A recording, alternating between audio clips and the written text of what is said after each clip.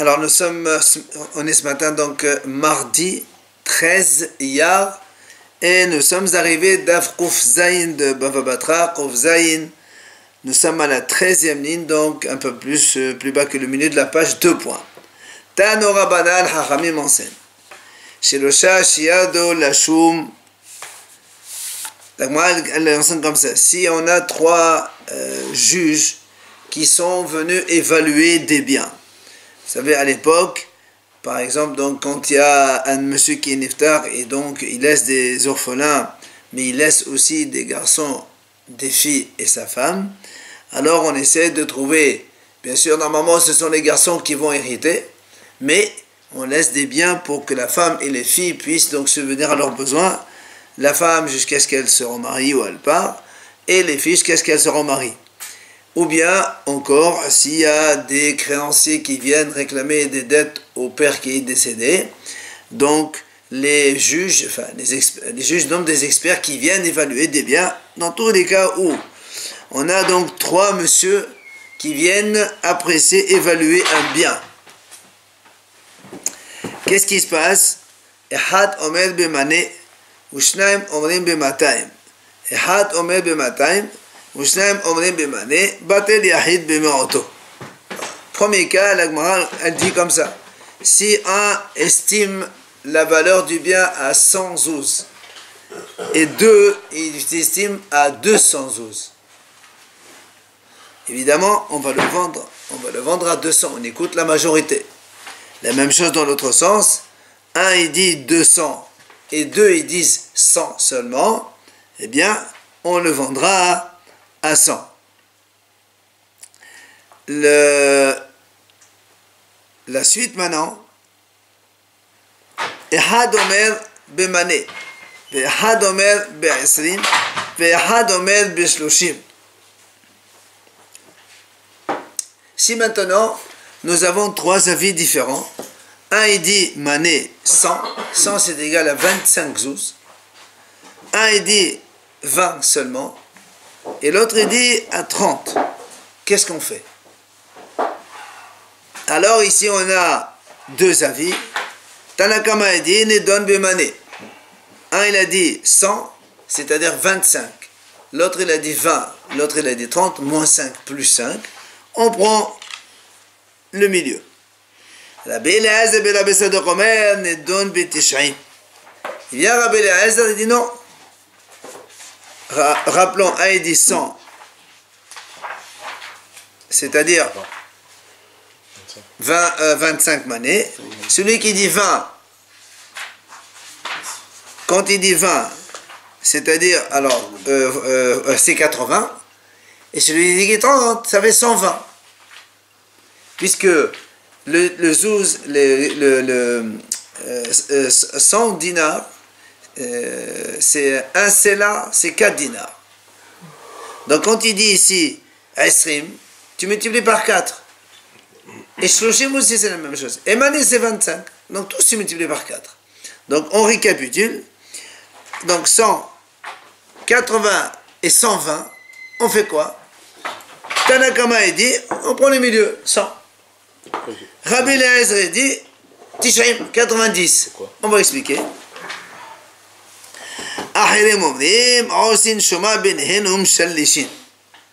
Troisième avis, Aharim, ils disent comme ça, on fait Shuma Benim, c'est-à-dire on fait la différence entre Shuma Benim, entre le plus grand et le plus inférieur et le supérieur. Un il a dit 80, le minimum, le maximum il a dit 120. En tout il y a combien? 40.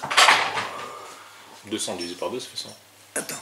Un il a dit 80, l'autre il a dit 100, l'autre il a dit 120. C'est quoi l'écart? Le maxi, c'est 80 jusqu'à 120, ça fait 40. Tu divises ça par 3.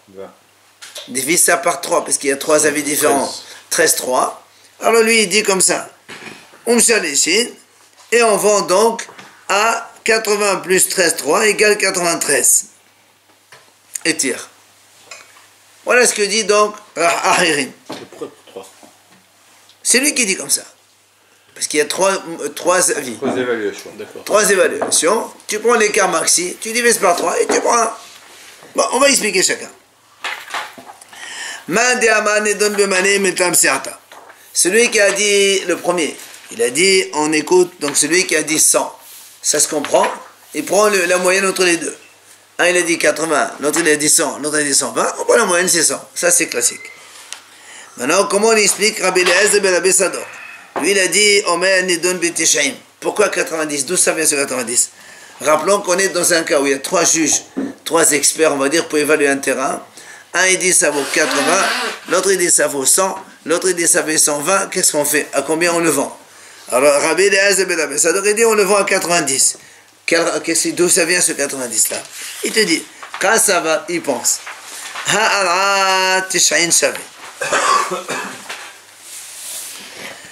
Il te dit en vérité, ce terrain il vaut 90. Maintenant, celui qui a dit 20, ça veut dire égal 80, puisqu'on a dit que chaque dinar c'est, enfin 4 dinars c'est 4 zouz, c'est là. Donc, celui qui a dit 20, c'est-à-dire 80, donc en vérité, il se trompe de 10. Ça arrive. Donc, lui, il te dit comme ça. Le bien, il vaut 90. Celui qui a dit 80, il s'est trompé de 10. Et celui qui a dit 100, il s'est trompé de 10 par excès. D'accord? Alors, on prend 90 entre les deux. D'accord? Entre 80 et 100, il te dit le bien il vaut 90. Un il s'est trompé 10 par défaut, l'autre il 10 par excès. Alors on prend la moyenne. 10 ah non, 90, tout ça sort sur 90 là. C'est la moyenne entre 80 et 100. Oui, mais pourquoi chacun pourrait rester sur ses positions, il dit ça vaut 80, ça vaut 100. Mais attends, mais il faut bien le voir, on est bien. On est 3 avis différents, qu'est-ce qu'on va faire? On va commencer à tourner en rond. Alors c'est pour ça que m'a dit. C'est pour ça que m'a dit. Voilà, il nous dit comme ça. Adraba, au contraire. Pourquoi on ne dit pas? Pardon. Pourquoi on ne dit pas le contraire? C'est-à-dire, toi, tu as voulu prendre en compte que les 100 et 80.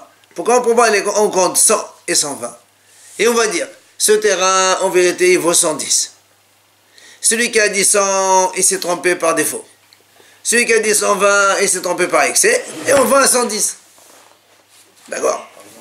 Par exemple. C'est ce qu'il dit. Ce terrain, en vérité, il vaut 110. Celui qui a dit 100, il s'est trompé, donc 10 par défaut. Mais celui qui a dit 120, alors, stop. Maintenant, le a dit, très bien.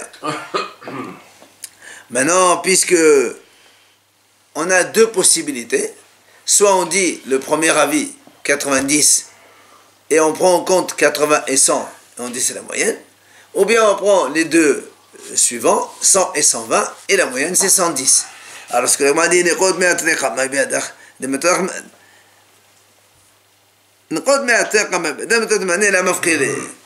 dit, il vaut mieux prendre le premier. Pourquoi? Parce que les 2 premiers ont dit ça vaut pas plus que ça. Puisque un il a dit 80, il a dit 100. Donc les 2 ils sont autour de 100. Alors que 120 il va au-delà de 100. Donc, et l'autre il dit 100, c'est pas pareil.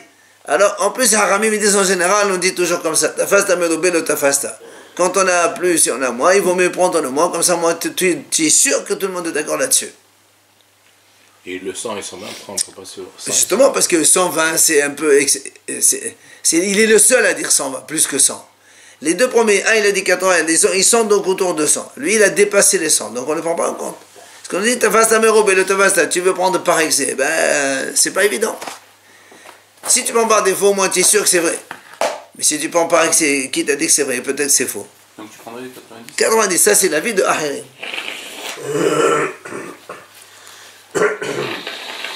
Alors,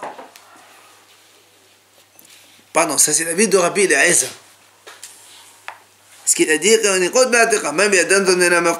maintenant on va expliquer Ahirim. Rappelez-vous Ahirim, qu'est-ce qu'ils ont dit? Ahirim ils ont dit, on regarde Et puisqu'il y a un qui propose 80, l'autre il propose 100, l'autre il propose 120, on regarde l'écart entre les deux extrêmes, 80 jusqu'à 120 c'est 40, on divise par 3 et on rajoute au minimum. 80 plus 40 divisé par 3 égale 13,3, ça fait 93,3. Il va nous expliquer pourquoi il dit ça. Pourquoi? Il dit comme ça. Il pense comme ça. En vérité, ce terrain il vaut exactement 93,3. C'est la valeur. Maintenant, celui qui a dit 20, c'est-à-dire 80, il s'est trompé de 13,3 par défaut. Puisque le vrai prix, c'est 93,3. Lui, il a dit 80. Donc, il a diminué 13,3. Bien.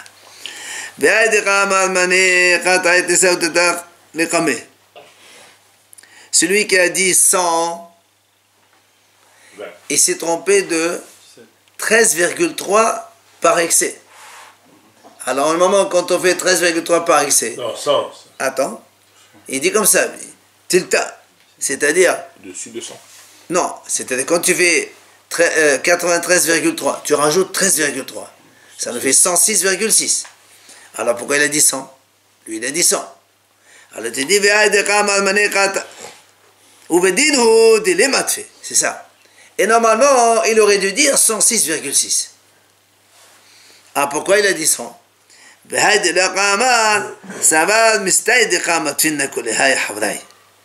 Il a dit, je ne peux pas trop dépasser mon copain. Parce que l'autre, le premier, il a dit 80. Si je dis 106, c'est trop d'écart. Alors il dit 80, 100. Mais en vérité, il pense que ça vaut comme ça.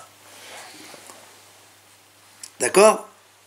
Mais c'est pourquoi alors, pas dépasser un sixième. Pour évaluer, non, évaluer un bien. On a 3 experts, chacun il donne un prix différent. On fait quoi? Ah, le vrai prix. Qu'est-ce qu'on fait? Voilà, à quoi on vend? On va pas rester comme ça. Alors, vient l'Agmara dit la même chose là aussi. Ad là-bas, pourquoi on ne dit pas le contraire? Ce terrain, en vérité, il coûte 113,3. D'accord? On va dire que, n'oublions pas, on est parti de 80, 100 et 120. Alors, tiens qu'à dire, le terrain, il coûte réellement 100,13,3. 113,3. Pas 100 plus 13,3. 113,3.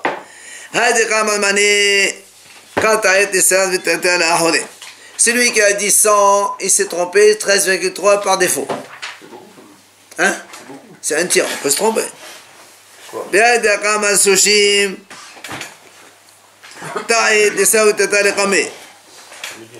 Celui qui a dit 30, c'est-à-dire 120, lui, il s'est trompé 13,3 par excès.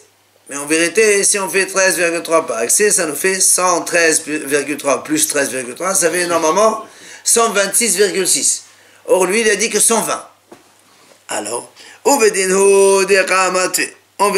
il aurait dû dire plus. Donc, il aurait dû dire 126,6. Mais, ça va, il a dit, je préfère pas trop exagérer par rapport à mon copain. Ne pas trop dépasser l'écart. Alors il a dit 120.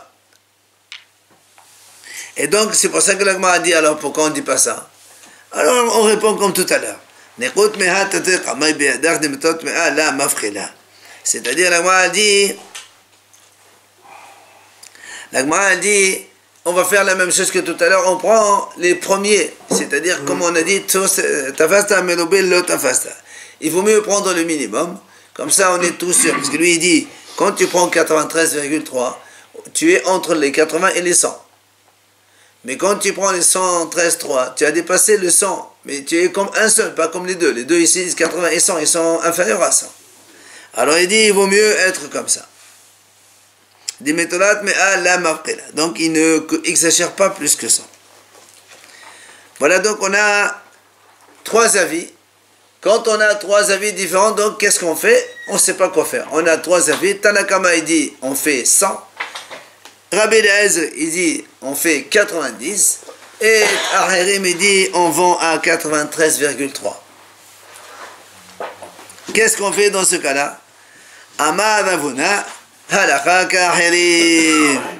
Il vient Ravuna et dit la halakha est comme ahirim, c'est-à-dire le dernier avis, on vend 93,3. Alors il vient à Malavashi, il dit je comprends pas.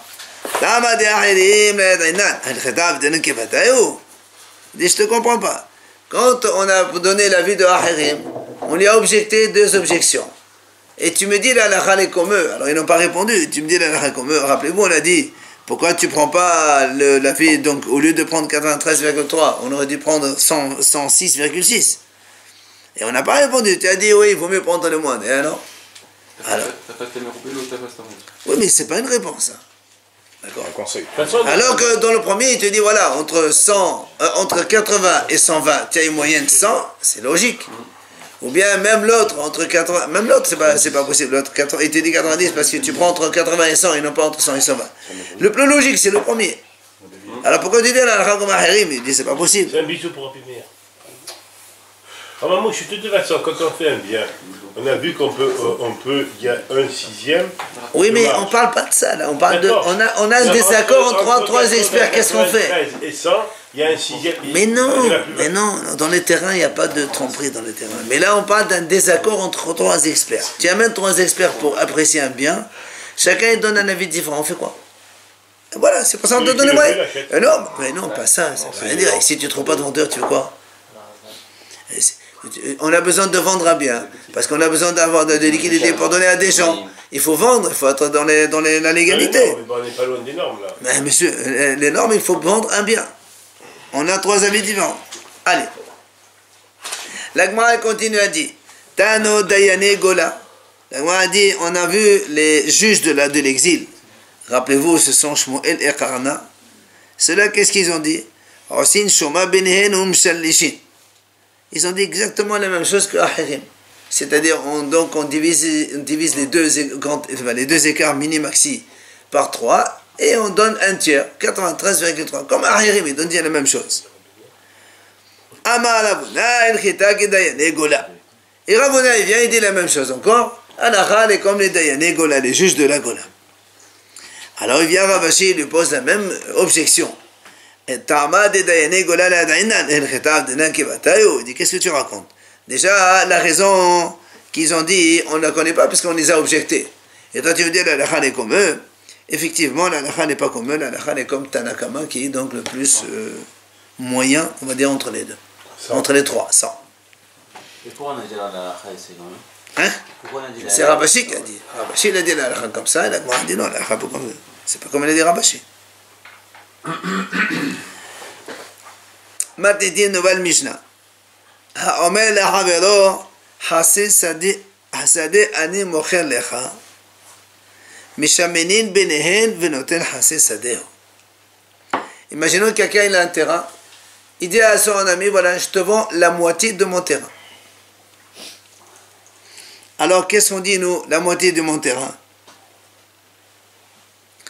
Dans le terrain, il y a toujours des parties qui sont plus productives que d'autres. C'est jamais uniforme. Ok? Alors la Mishnah nous dit, tu sais ce qu'on fait? Alors est-ce qu'il va couper comme ça en deux, il lui donne une partie? Non. La moitié. Laquelle moitié? Laquelle? Imagine, ça c'est mieux et ça c'est bon. Tu fais moitié-moitié chacun, on fait quoi? Alors la Mishnah dit, Mishamenin benehen. Regardez ce qu'il veut. D'abord, on évalue les parties les plus productives. Et on lui donne la moitié du terrain le moins productif à l'acheteur. C'est-à-dire, quand on vend moitié de terrain, on vend moitié de terrain, moitié valeur argent, pas production. C'est-à-dire, imaginons que 40% du terrain, ils font la même chose que 60% du terrain en superficie. Et alors, on lui donne 60%. Pour les mêmes valeurs d'argent. C'est-à-dire, on défavorise l'acheteur, enfin, on favorise le vendeur. C'est ça, Mishamnin Benehen. Mishamnin, on évalue. Hein? Très bien. Mais moi, je préfère un moindre, mieux productif que beaucoup et moins productif. Il vaut 10 000, il y a 40% qui est bon. Non. Un terrain, il vaut 10 000. Si tu coupes comme ça, moitié-moitié, ça coûte pas 5 000. Parce qu'il y en a un qui est plus productif que l'autre. Alors, Mais si tu fais 40%, 60%, il y a 40% qui coûtent 5000, il y a 60% qui coûtent 5000. Alors nous, on serait tenté de dire, coupe, Alors, donne-lui 50% du meilleur, 50% du mauvais, on fait à égalité pile. La Mishnah dit non. Mishamni, Benen, d'abord on évalue la partie de terrain la plus productive, et on voit. Et après on donne à l'acheteur moitié au niveau argent, par moitié production. Voilà, c'est-à-dire tu lui donnes 60%, il est moins productif. Mais ça coûte en valeur exactement la moitié. non productif à lui. oui, parce que lui, il peut le rendre productif après. Le Non, non, mais l'autre aussi le produit. Ça veut dire l'état du terrain il est moins bon. D'accord, mais le type qui va acheter la moitié du terrain, il peut le rendre aussi Non, non, productif c'est que l'autre. mais non, c'est pas. Il va travailler à terre. Mais non, c'est le terrain qui est comme ça. Il y a des terrains, il y a des Il y a aussi parcelles de terrain. Le travail de terrain qui est important. Oui, mais non, mais bon, là on parle d'un cas où il n'y a pas ce problème, ça n'intervient pas cet élément. On sait que le terrain il est comme ça. C'est-à-dire qu'on favorise le vendeur. Le vendeur il prend la meilleure partie du terrain, il lui laisse l'autre partie, mais qui vaut à égalité d'argent. Bon, il y a un constat sur la valeur de chaque partie, au vendeur de savoir ce qu'il veut vendre ou de ce qu'il ne peut pas vendre. Mais justement, là il lui a dit je te vends la moitié du terrain. Il a pas- Est-ce qu'on fait quoi? On coupe en deux? Non, il précise, je te vends ça dans tel contexte. Non, non, non, il dit je te vends la moitié du terrain. Justement, si c'est précisé, on n'a pas besoin de discuter, on ne discute pas.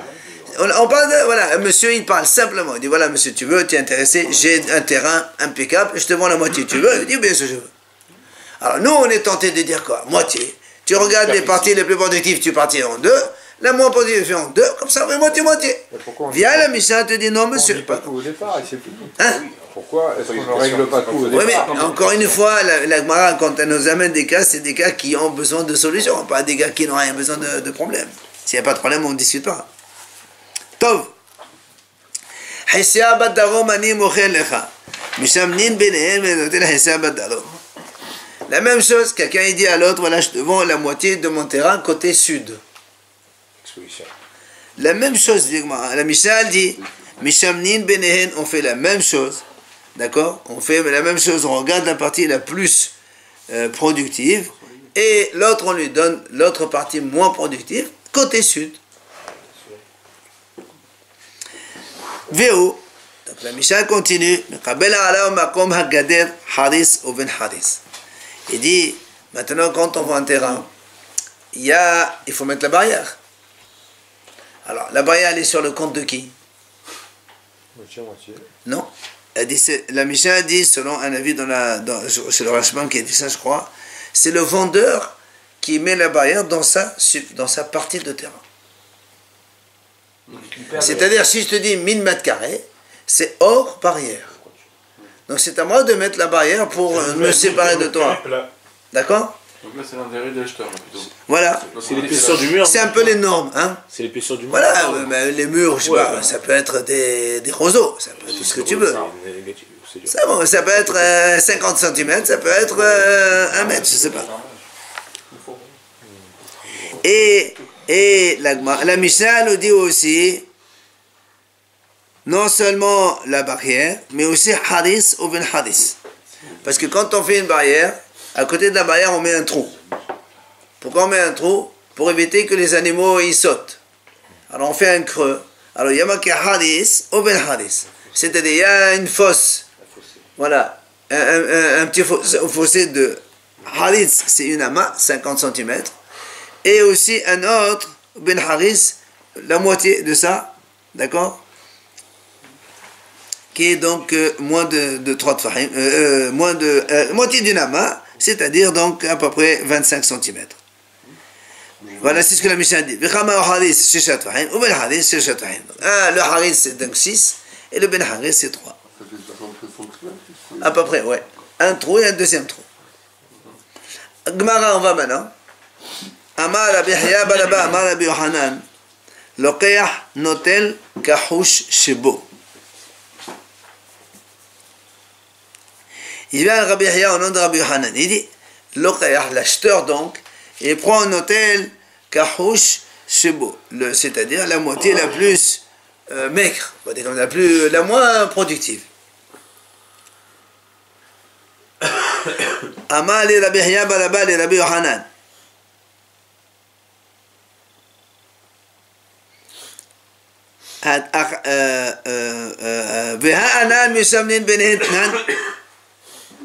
Il dit, pourtant, nous, on a vu dans la Mishnah que Mishamnin, ça veut dire que, on comprend que on évalue, on donne moitié-moitié.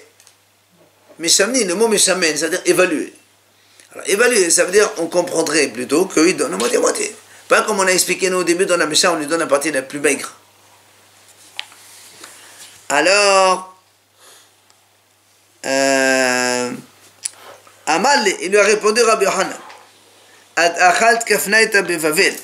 alors que tu étais en train de manger des dates à Bavel au lieu d'étudier, nous on a pu déjà expliquer ça à partir de la Sefa. Qu'est-ce qu'on a dit? Rappelle donc la deuxième partie de la Mishnah, qu'est-ce qu'on a dit? On a dit, si quelqu'un il lui dit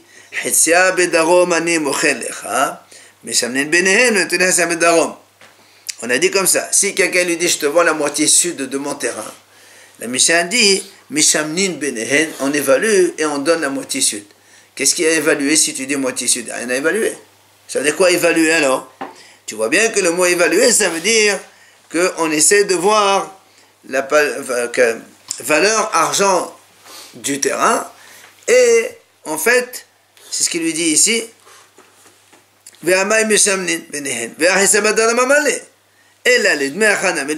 c'est-à-dire, donc il lui dit, c'est uniquement pour te montrer qu'enfin, quand on évalue, on va évaluer valeur argent. Combien ça vaut cette partie du terrain et combien ça vaut l'autre partie du terrain. Et donc, de la même façon qu'on a dit que quand tu lui as dit moitié sud, c'est-à-dire, on ne va pas lui donner exactement la moitié, mais on nous donne une partie qui vaut, mais côté sud, la moitié argent du terrain. Et la même chose dans la Mishnah, quand on est Mishamnin, ça veut dire on lui donne l'acheteur, on lui donne toujours la partie la plus maigre du terrain, mais en valeur d'argent égale à la moitié.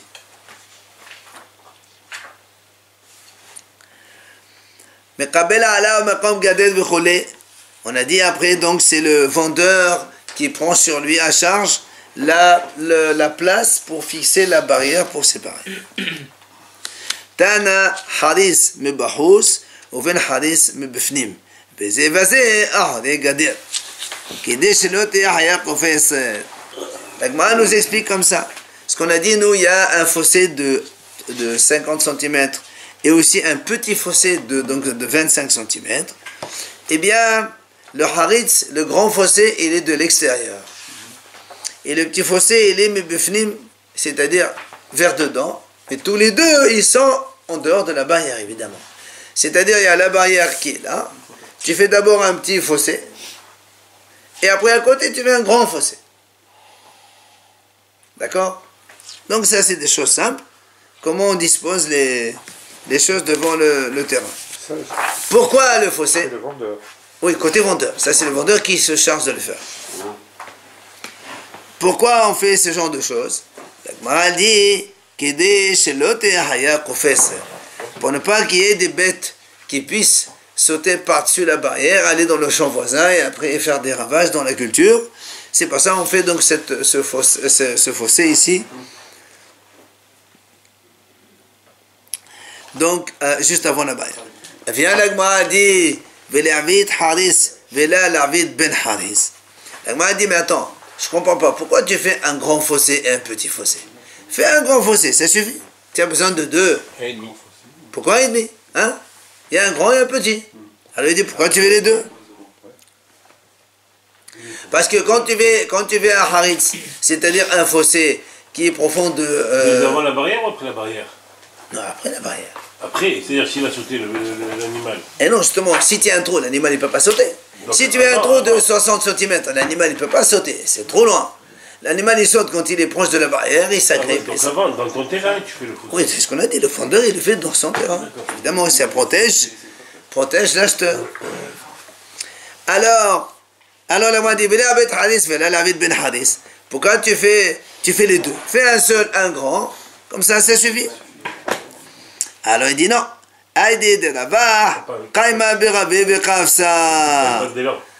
Voilà, la Gemara dit, si tu fais un truc large seulement, qu'est-ce qu'elle va faire la bête? Eh bien, carrément, elle va venir dans le fossé et elle va sauter. D'accord? Alors, la Gemara dit, si c'est comme ça, ben Haris, Haris. Dans ces cas-là, t'as qu'à faire un petit. Comme ça, elle ne pourra pas rentrer dedans pour prendre un élan. Et elle ne pourra pas sauter. Alors, il dit, il dit non, parce que quand il est petit, elle va rester sur le bord et elle va sauter. Elle n'a pas besoin de descendre, elle est sur le bord et elle saute. Non, parce que 30 cm, 25 cm, c'est pas énorme. L'animal, il peut très bien sauter. Ben Haris et Ben Haris, Tefah. Entre le grand fossé et le petit fossé, combien d'espace il faut laisser? Tefah, donc 10 cm, c'est donc la conclusion de la Breta. Donc on a fini avec ce père qui parle de Betkor et la vente.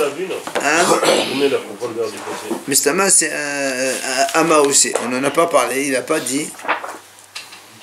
Est-ce que le Haritz, qu'est-ce qu'il a dit? Il n'a pas marqué. Hein? Autant que la largeur. Normalement, oui.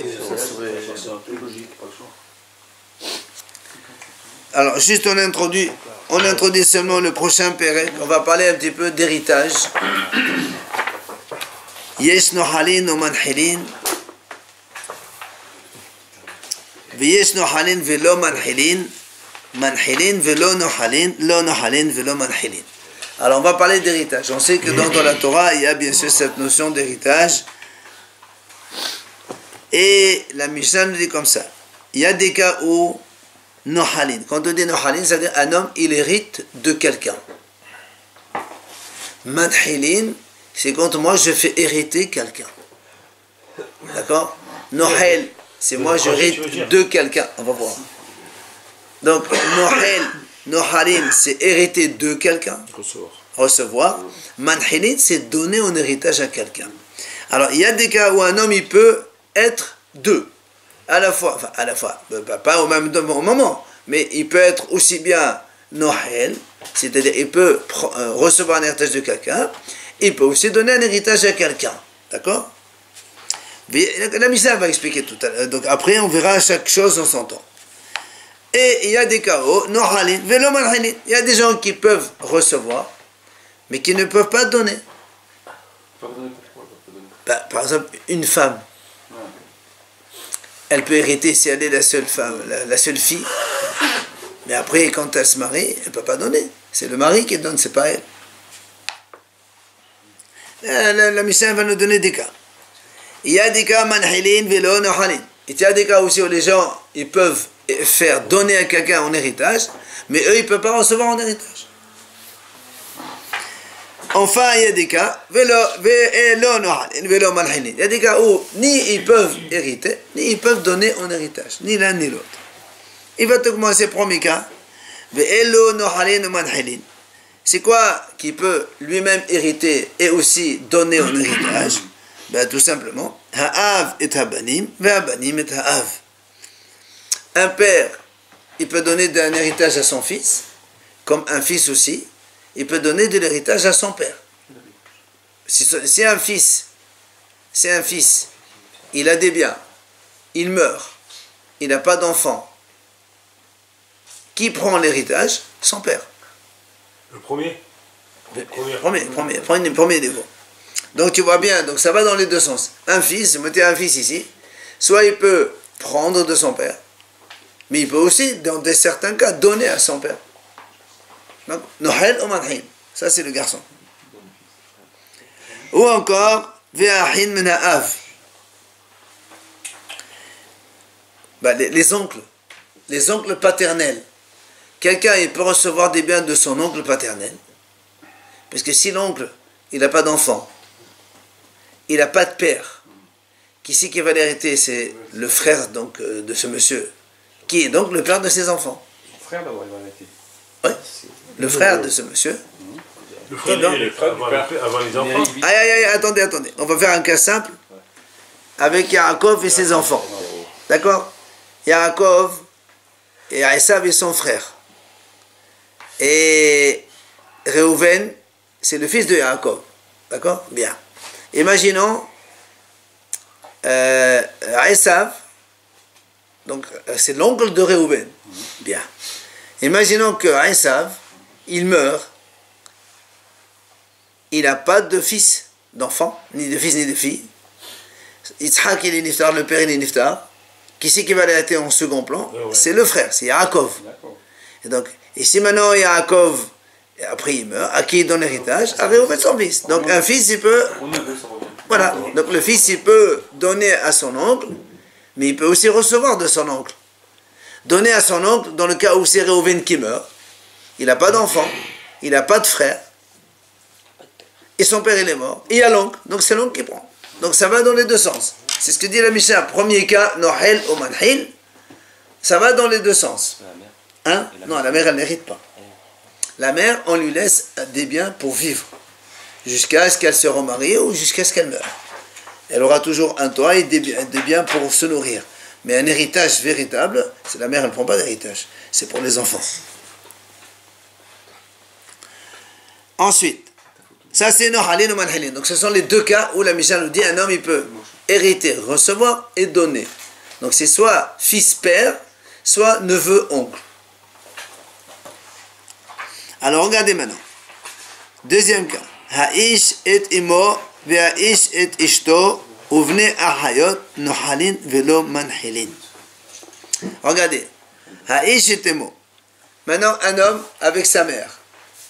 Il se peut que la mère, si elle meurt, elle a des biens personnels, c'est son fils qui les hérite. Mais si un fils meurt, jamais sa mère l'hérite. Ça n'existe pas. Donc, le fils, il prend de sa mère, mais il ne donne jamais à sa mère. Qui va donner à l'homme? Les messieurs. Il n'y a personne. Les messieurs. Il n'y a personne. C'est moi direct. On trouve toujours messieurs jusqu'à Yaakov Avinu. Et ils sont tous morts. Et Yaakov Avinu. Ils sont tous morts. Au moins la femme un peu. Non, Jamais. non, Même s'il n'y a personne, c'est personne. non. Non, pardon. Généalogie, Pardon. c'est quoi, il fait? Regarde. Si maintenant il a un frère, et que le frère il a des enfants, s'il y a une fille, c'est la fille qui prend. Parce qu'elle prend encore du frère. Mais on parle homme, monsieur, fils, mère, il est impossible. La mère, elle ne peut jamais hériter de son fils. Même s'il n'y a personne. Elle ne peut pas, comment ça dire, il n'y a Il n'y a personne. personne. C'est des fils uniques. Le père il est mort, le grand-père il est mort, l'oncle, il n'y a pas de donc, il n'y a personne. C'est le seul. La femme elle peut. Non, la mère, elle ne prend pas. Et à qui Il on n'y a peut pas de dents, il y a Ça pas va, de- ça va. Ça va à Yaakov Avinu. il y a des dents, il y a des legs, non? On ne parle pas de legs maintenant. C'est sa mère quand même. Et la mère, c'est quoi? C'est bien que, par exemple, qu'elle a acheté, par exemple. Hein? C'est bien qu'elle a acheté, la mère. Ou bien elle a reçu, c'est le seul Elle a héritière. reçu l'héritage. Voilà, elle est la seule héritière. Et si elle a encore ses parents ou elle a quelque chose, la mère? Non, non, non, côté maternel, il n'y a rien. On ne regarde pas. Si c'est un bien d'héritage. On ne regarde pas. La mère, quand elle meurt, elle donne à son fils. Quand maintenant le fils, il meurt, il donne soit à ses enfants, garçon ou fille. S'il n'y a pas garçon-fille, il donne à son père. S'il n'y a pas son père, on donne au frère du père. Sinon, on va le grand-père. Et on va jusqu'à Yaakov Avinu. Mais côté la ligne mère, tu l'enlèves de la tête. Ve'aïsh et eshto. Et aussi un homme avec sa femme, c'est la même chose. Une femme, elle meurt, son mari, il hérite. Mais un monsieur, il meurt, la femme n'hérite jamais. Encore une fois, elle n'hérite pas, mais elle prend de quoi vivre jusqu'à après. Ou venez à Hayot, deux sœurs qui ont des enfants chacune. D'accord? Alors, le fils, il hérite de sa mère ou de sa tante, mais les deux sœurs n'héritent jamais ni du fils ni du neveu. C'est comme le cas de tout à l'heure.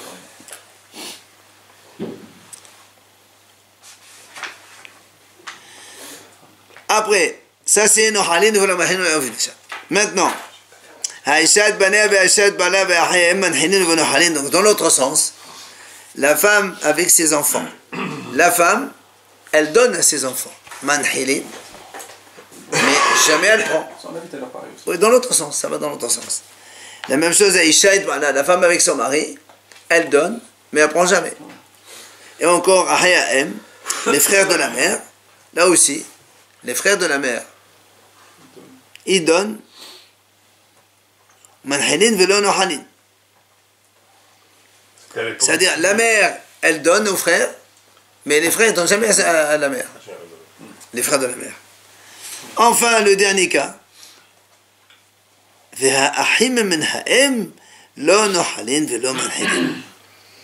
des frères de la mère, c'est-à-dire que quand on a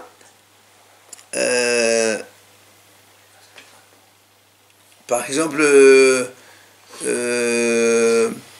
voilà, par exemple dans les tribus, on a par exemple, tu prends les enfants de Léa, Reuben, Shimon, Lévi, Oda, Sarah, Zvulun, 6, d'accord, eux, quand ils meurent, ils ne donnent jamais à leur mère, et leur mère, quand elle meurt, elle ne leur donne jamais à eux.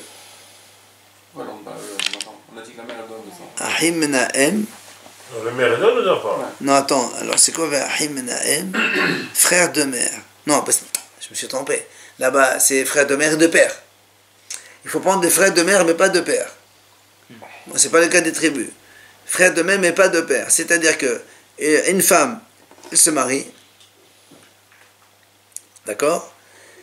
Après son mari, il meurt, elle se marie avec un autre, et elle a un autre fils. Donc les deux enfants, ils ont la même mère, mais ils n'ont pas le même père.